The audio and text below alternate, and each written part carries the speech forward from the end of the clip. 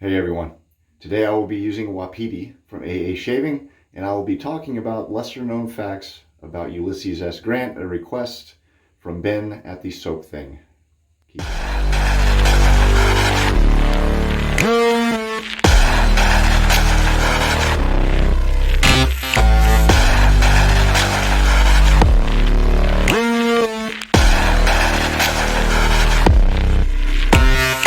Hey everybody, how are you? John Bonham here, Cape Cod Wet Shaving. Another day, another shave. Took me about 3 or 4 attempts to do that intro. It's annoying. I swear there's not booze in there. Today, I am using Fall Blend from Starbucks. This is a little old. I don't know where the expiration is. Oh, 7th of March, 2023.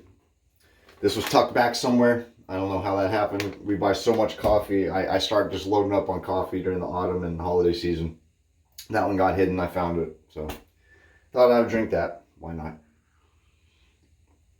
All right. Much anticipated video. I had planned on using this in a live with Austin. How are you doing, Austin?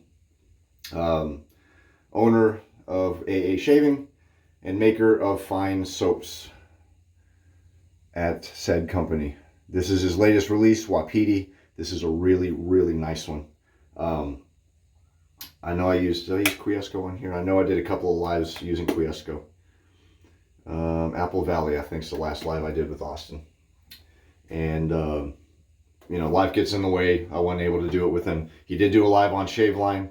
I was very happy to see him on there. Very cool. He's getting some recognition, well deserved. And for those of you who know Austin, who are sitting on any of his soaps, give him a shot. He's a really good artisan. And just for the heck of it, because I asked you to, go tell him how's it going. You know, say hello to him, tell him you love him if you use his stuff. So I haven't used this yet. I know his soaps are good, but I wanted to wait for a video. There's his pour. The scent notes of this are Calone, Clearwood, Cedarwood, Sage, Applewood, Blackwood, Wood, and Geosmin. So Geosmin. I'm like, that's a weird way to spell jasmine. Geosmin. So I went and looked that up. It's a chemical compound that smells like earth. So explains it. Very good scent. So I'll be using that. The matching splash. I can smell the Applewood out of the tub. It smells really good. For my pre-shave, the wonderful Subtle Art Soap pre-shave oil, one of my favorites. And for the balm, another one of my favorite artisans, hello Liz, is Crown and Crane. I'll be using Thurigen Forest with that. Using my the West Coast Shaving Koa Wood razor. Aster Greens. I'm on an Aster Green fix here. And my Grand Slam Badger brush, which is pretty. Matches the label. And my Winding Pines Pottery shave mug, hello Cara, which also kind of matches the label. That's the point of the shave of the day. Let me get started. Alright, so today's request, as I aforementioned, is from Ben, the Soap Thing. How are you, Ben? Hope all is well with you, brother. Please be safe where you are. I still fully intend to take you up on your offer. We got to talk about that. As I said about Austin, life gets in the way, doesn't it? Doesn't help that we have like a 8 to 9 hour time difference. But we'll talk, man. Thank you for this request. It was interesting to look up. So I decided to kind of avoid a lot of the stuff we know about Grant. We know he was in the Civil War and we know he was president. There's plenty of stuff I could have talked about there, and there's some that I omitted that I wish I had. He had a crazy presidency, man. Really did. He's actually ranked one of the worst. I'm kind of reading off a fact that I read here, but he was ranked one of the worst presidents for the longest time. Some people are starting to come around and disagree with that. I personally disagree with it like hell. I think he was a great president considering what he had to juggle in his 2 terms. So let's get started. I'm going to lather, but I'm going to talk as well. Thank you again, Ben, if I didn't say that for this request. It's a good one. So here's some stuff I personally didn't know that I'm sure a lot of people don't know. Maybe you do. But right, so Ulysses S. Grant. Covered up something here. Let me fix that. Was born April 27th, 1822 in Point Pleasant, Ohio. I have not been in a lot of Ohio. I used to visit Ohio. More specifically, I used to go to Huntington, West Virginia all the time. And Huntington is right there on the cusp of 3 states, Kentucky and Ohio. And we used to cross over into Ohio all the time. My grandfather and I used to. So, it's very beautiful. I love Appalachia. It's a gorgeous part of the country, man. It's really beautiful. Shenandoah, all those areas. Oh, Smoky Mountains. Gorgeous. Already starting to lather up well. He was a well-known military officer and politician, who served as the 18th president from 1869 to 1877. Now, this is when you could still run for more than 2 terms. Be a fact, the only president to have 3 terms, 3 concurrent terms, would be FDR. And shortly after that is when they made the 2-term rule. I don't know if I like that rule or not. I'll put it this way. If I hate the president, I'm glad that rule's there. If I love the president, not so much. But I'm sure that's pretty much everyone. I think if you get elected for 3 terms, you've earned it. That's just me personally. I think even if that rule were in effect, I think running for 3 terms would be so rare. People would just get sick of you, or your policies would get you, out of office. Anywho, sorry. I've used the hell out of this brush and it still sheds every now and then. Yep. Austin has some thirstier soaps, so I'm just trying to balance out the water to soap ratio here. Is sometimes ranked as one of the worst presidents, but opinions have begun to change, as I said. So Ulysses was not his first real name. This is really cool. He was actually born Hiram Ulysses Grant. Ulysses S. Grant stuck with him due to a mistake made on his application to West Point. All right. As with President Harry S. Truman, the S did not stand for anything. Didn't know that about Truman. And oddly enough, the initials US had obvious favor with the public. If you're a United States president, your initials are US. Come on now. His nicknames included Unconditional Surrender, because of his time in the Union Army. Not that he surrendered, but that he was such a great leader and a voracious fighter in the war that he got his enemies to surrender unconditionally. Unconditional surrender literally means just we surrender, do what you will with us, as opposed to some surrenders where they say, okay, well, if we keep territories that we lost to you afterwards, surrender with conditions. Unconditional surrender. His other nickname was Sam, as in U.S. Uncle Sam. Also, Uncle Sam, U.S. So, pretty neat. Those nicknames stuck with him for life. All right. So, Grant was only an average student at West Point. Pretty interesting. So, here's a photo of him from his West Point days. He is a handsome buck. I would have loved to see him, clean shaven when he was in his 20s. But he looks like a handsome young man there. He graduated on June 20th, 1843, ranked 21st out of 39 in his class. So, pretty average. Entering the academy, this is cool. At age 17, he weighed only 117 pounds and stood at 5'2". My wife is 5'4", and she's, I think she's short, 5'2". When he graduated, he was 5'7". So he gained 5 inches in West Point. He was terrible at academics and avoided church services. On the flip side, his future nemesis, Robert E. Lee, graduated second in his class in 1829 and was later West Point's commandant from 1852 to 1855.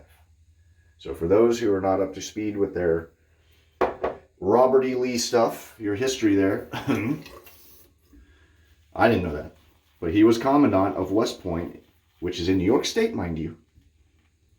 The head of the Confederate forces. Pretty interesting.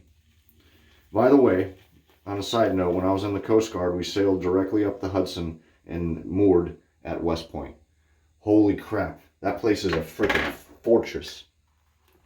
And they were, when we tied up, while I was line handling, mooring up our ship, you could see the cadets were practicing jumping out of airplanes, doing paratrooper training. So we were, you know, line handling, and I look up and you just see like 4 parachutes floating down, and they were landing behind the walls of West Point. Dude, just, you can feel the history sailing up to that place. It is unreal. A lot of history there. I'm glad Benedict Arnold didn't get to hand it over to the British. It would look very different if they had gotten their hands on it, I'm sure. So, piece of history that we got to save.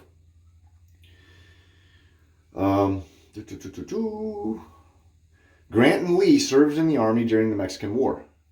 All right. Lee served was Chief of Staff for General Winfield Scott, and Grant was quartermaster under none other than General Zachary Taylor. Both men received high marks from their commands after the fact, so they were both very apt soldiers when they served. Interestingly enough, Grant really did not take to the military life at first. He was resistant to it. He felt it was not for him, and basically couldn't wait till his time was up. And then he eventually, it grew on him. 1, because he was good at it, whether he wanted to be or not. And 2, in a letter home, he had said that this place is growing on me, the academy. So he opted to pursue a militaristic career, thankfully. All right. I got 3 pages again here, so I'm trying to run through. Let me read off one more fact, and I'll tell you about this amazing soap.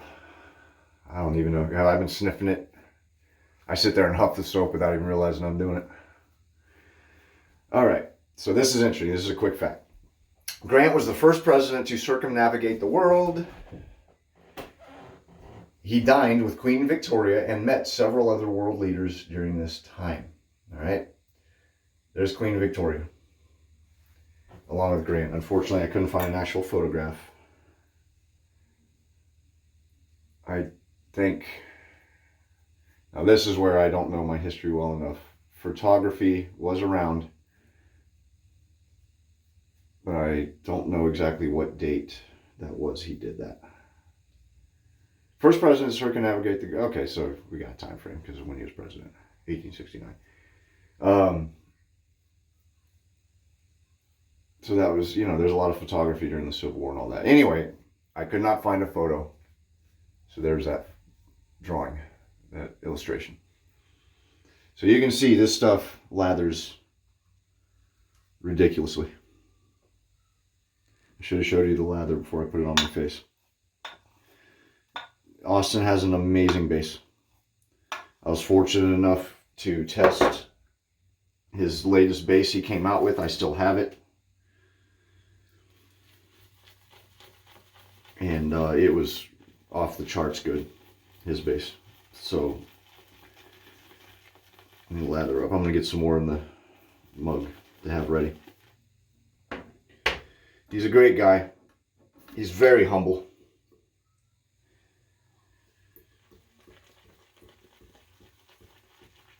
Very all-around good guy. And not a veteran, he's active duty. Veteran. Eventually will be a veteran. Veteran to be. But he's active duty Navy, so he'll be supporting an active duty military member of the armed forces. Give him a shot. Now, the scent I'm getting out of this, there we go.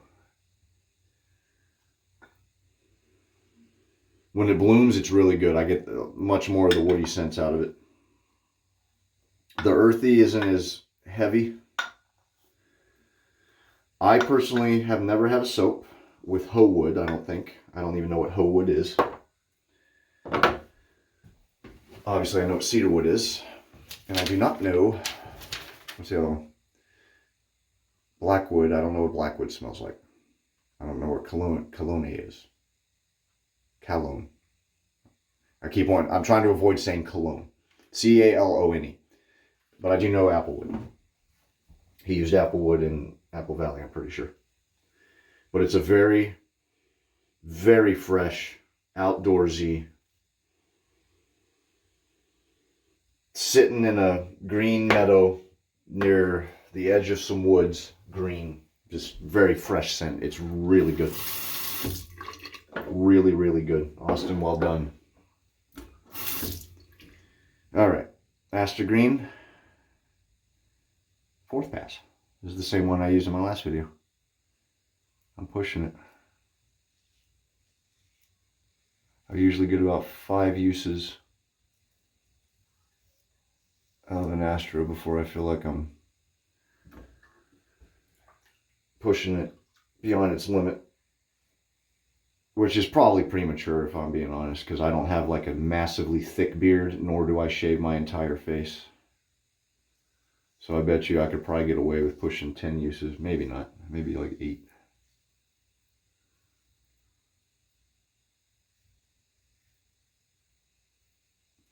All right. And for the soap, the scent blooms, and it's really, really good. Really, really good. There's more to it. I feel like I'm not doing it justice, the description of it.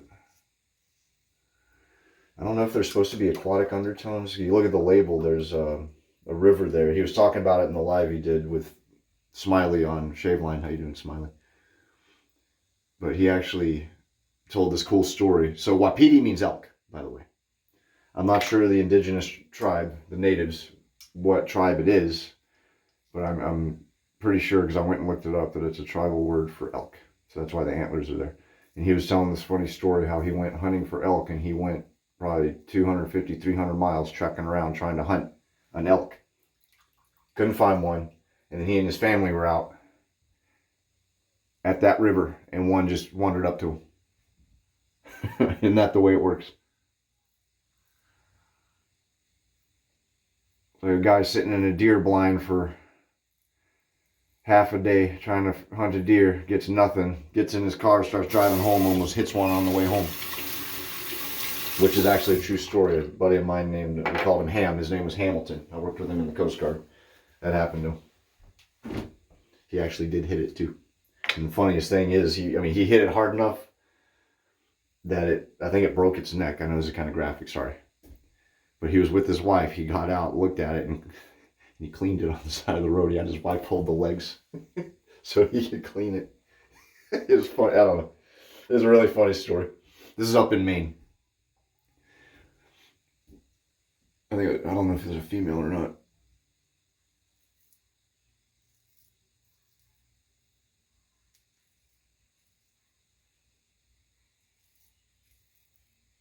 It was during the rut season, so it didn't have antlers. I can't remember. I think it was a male. Sorry. Anyway, so Grant was profoundly gifted horse rider. Okay, there's a picture of Grant with his horse. I didn't write down the name of his horse. His horse was famous alongside him. During his time at the academy at West Point, he was labeled the proficient horseman. All right, during the graduation ceremony, there was a large horse named York that Grant broke himself and would only respond to him. Very unruly horse. And during the ceremony, Grant broke a high jumping record that stood for 25 years. Look at that. Oh, stand up. Trying to get like my shirt in the background. With more left. Well, speaking of shirts, my mom bought me this. How you doing, Mom? Love you so much. Glad you're okay. I talked about her in my last video with the tornado. They were without power for a while, and I think they lost a cell phone tower or two because she wasn't able to call. And she was barely able to squeeze out a text. Very weird. But thank goodness everyone was okay. For the most part, at least in my family and people I know. Bradley, how you doing, Bradley? GNP Jammer on Instagram sent me this funny clip of someone chipping ice down there in old Tejas. And that stuff's still going. It's so unreal. All these ice storms. I remember having an ice storm when I still lived there. It's pretty neat. Whole city shut down, but it's neat to walk around and see that. All right. Grant's 2 terms in office were tumultuous. Among things he dealt with were his attempt to annex the Dominican Republic. So there's a lot here that I really wanted to get into, but I decided not to. One thing that was big was his annexation, his attempted annexation of the Dominican Republic, where he met resistance the whole way. All right. His rampant corruption in his own administration, numerous scandals in his cabinet because of said corruption. And this is part of the reason why people view him as a bad president, was the level of corruption in his administration, because they link it to him because he was the president. It's kind of like being a commanding officer of the ship sinks and you were asleep in your bunk, you didn't do anything, but you're still going to be held liable, you're the commanding officer. That's the way it goes. But he fought it tooth and nail. And he appointed some people too that were very good at their jobs, that were ruthless at doing certain things. So there's the Panic of 1873, which was a financial crisis in the United States that affected the US and Europe. Think a smaller version of the Great Depression. All right.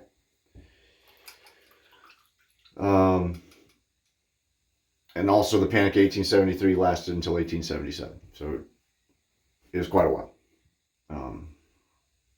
Be a fact, that was the end of his second term, was 1877.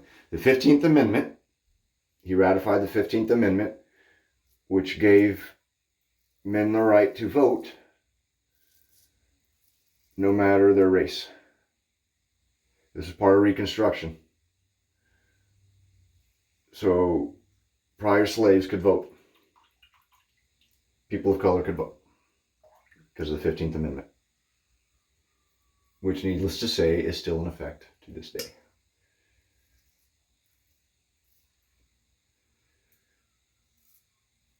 Now, one big one that came out during his terms was Reconstruction. I mentioned that. That was hard. A lot of people still didn't want to reconstruct. And he did. He was not ruthless, but he was quite pushy. I'll put it that way. Whether some of the southern states wanted to rejoin the Union or not. However, during his tenure, he successfully unionized the United States. He got everyone back together again, thankfully. I nicked myself in the Adam's apple. I hate that. So the Ku Klux Klan came about. All right. That was a big one. He actually appointed a man, specifically, his job, literally, what he was meant to do was track down and persecute the Ku Klux Klan in the United States. That's a big one. Because those are the origins. The origin years of the KKK was during Grant's tenure in the White House. Just going to lather again, do some touch-ups. And then I will pause and rinse off and do post.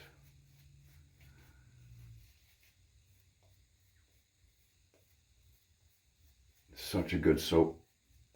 Oh, I didn't even talk about the slickness or the cushion. As you can tell, there's cushion.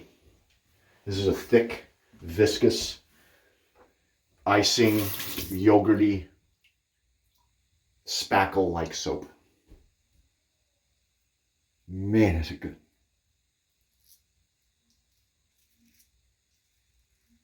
Plenty slick.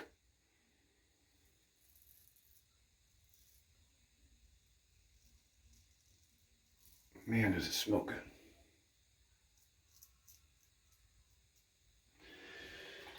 It also is tallow based. I forgot to mention that. I always forget to mention that if it's vegan or tallow. It is tallow. So, all right. And the last thing, one of the many things I wrote, there's a lot of things, but the last thing I wrote down, the threat of war from Great Britain and Spain due to the Alabama claims. Short version of the Alabama claims is the North accusing the South and ultimately Great Britain, really more Great Britain, accusing Great Britain of supplying ships and arms to the Confederacy to fight the Union. Those are what the Alabama claims are. So he basically made sure we didn't go to war with Great Britain because Great Britain assisted the Confederacy in the Civil War. That's what the Alabama claims are. So, well done there. There's also a Cold War with Spain he was involved in, because Britain was also at odds with Spain. So I can't get into that. That's another sheet of paper at least. So let me pause, rinse this off. I'll be right back. Alrighty.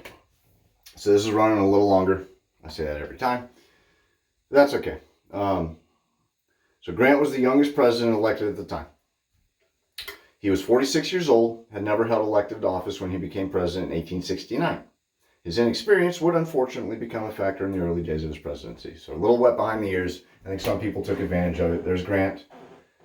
This was actually taken during his presidency. This is a official presidential portrait of Grant while he's in office. Pretty cool. In 1856, Grant built a cabin he named Hardscrabble. Kind of cool name.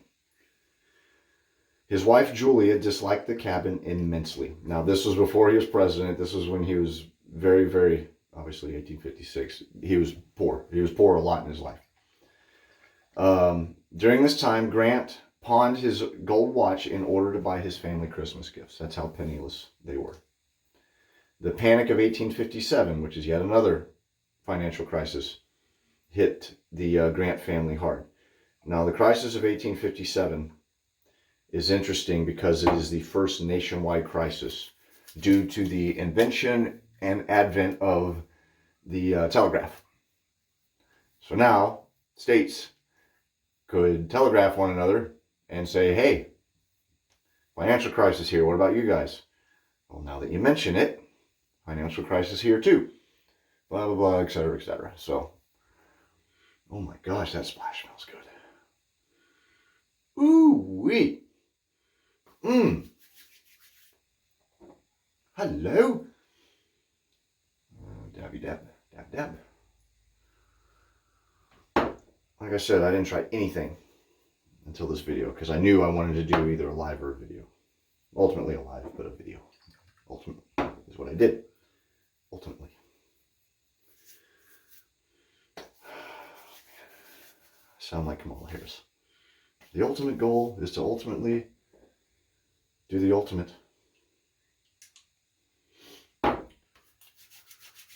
Alright. Hardscrabble. Here we are. Bring this to a close. So President Lincoln invited Grant and his wife to Ford's Theater. The Ford's Theater for, yes, that evening. The big one. They declined as they had plans to travel to their home in Burlington. Okay. Grant was devastated. There was actually an investigation into whether or not Grant himself was also targeted, being the head of the Union. And Grant himself even thought that he was one of the ones on the list. Because keep in mind, the conspirators went after not just Lincoln, but, you know, Seward, a lot of other people involved with the Lincoln administration. So Grant himself was surprised to hear that he was not, in fact, on the list that history is aware of anyways. At Lincoln's funeral, Grant stood alone and wept openly.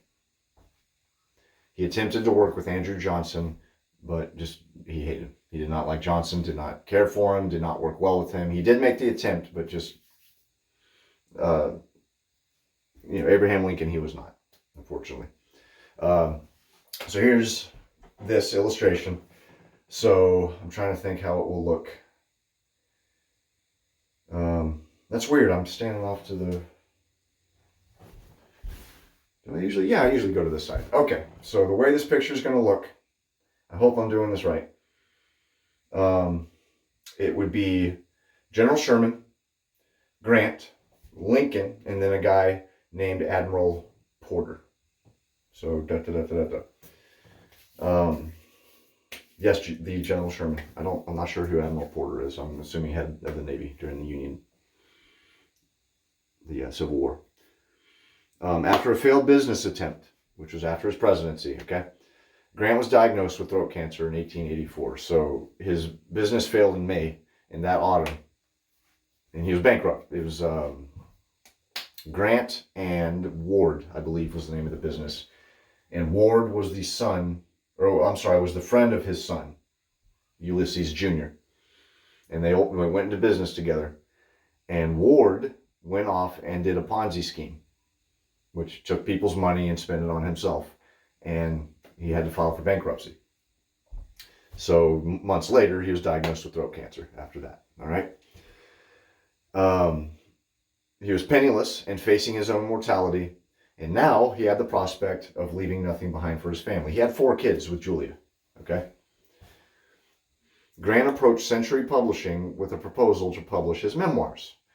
Century Publishing agreed and offered Grant 10% for each book sold. That's not a lot. All right. 10%. People are more familiar with 10% discounts and things of that nature nowadays. I mean, it's something, but it's not a lot. It's just the way it is, not opposed to, 20, 30%. So, thank you, by the way, Chad, for pointing this bit of, it was going to end until my friend Chad told me about this. Grant's friend Mark Twain heard of the deal and was horrified at how little Grant stood to gain, okay? He dropped everything he was doing and rushed from his home in Connecticut to New York City. And by Mark Twain's own admission, maybe a little embellished, he burst into Grant's home while Grant's pen was going down to the paper to sign the deal. Realistically, what appears to have happened is that he walked into the house, Grant was sitting there with his son. His son was looking over the finalized version of it, and Grant was about to sign it. I don't think he was in mid, where Mark, kicks the door open and he grabs his hand and was like, "Don't sign."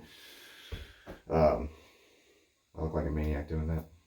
Floppy hands. Anyway. But, hey, he's an author. That's what he did. This is also around the time he was about to publish for the first time The Adventures of Huckleberry Finn. So he literally said, "Hey, I know a publisher. Let me talk to them, see if I can help you." There's a lot in between this and what ultimately happens, but Mark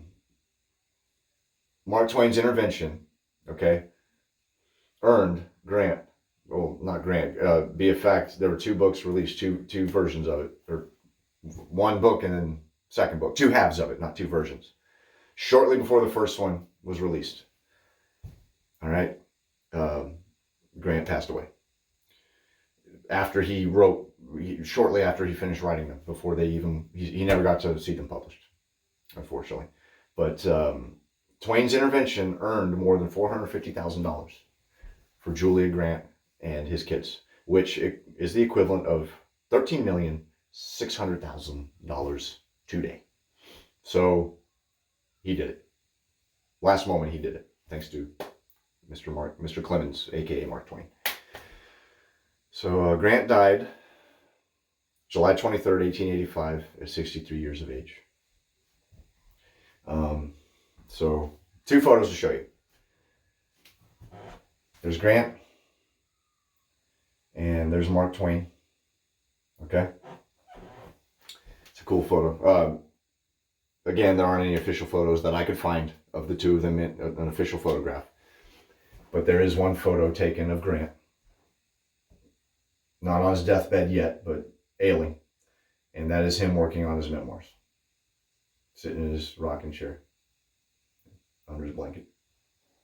So, the man had a crazy ass life, to put it mildly. Forgot to put my ring back on. So that splash, phenomenal. Dry down to that splash. You're going to get those woody notes. I get the Applewood and the Cedarwood. Absolutely the cedar. I think I get some of the sage. I love that balance that Austin does between soap and splash. Because his splashes always complement his soaps, because where the soap has lower ingredients of this, the splash will have higher ingredients of that same thing. So let's put the balm on. The balm. Told you to put on the balm. I tell you to put on the balm. For those of you who like Seinfeld, who told you to put on the balm? The maestro. The who? Jackie Channels. As you can tell, I'm a little more energetic today. Got a great sleep, which is weird. I did not get a great sleep. I'm sorry. I meant to say I have a lot of energy, which is weird because I did not get a great sleep. My daughter's home sick today. Is what it is. No fever, but she was throwing up. She got, a little 24-hour stomach bug, I think. Man. I was a little iffy about the choice of balm. Because I always do sandalwood balm with other woods and cedar. I just don't like doing that with cedarwood and stuff. I think it ruins it a little bit. They go well together, but I mean, sandalwood can just be so prolific.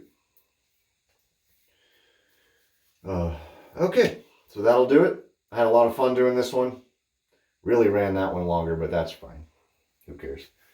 Again, thank you, Ben. At the soap thing, go check out his channel. I'll link him in the description. I forgot to mention that. Really great guy. Puts out some good stuff. I still owe you a tag, man. I think I owe you 2 tags, to be honest.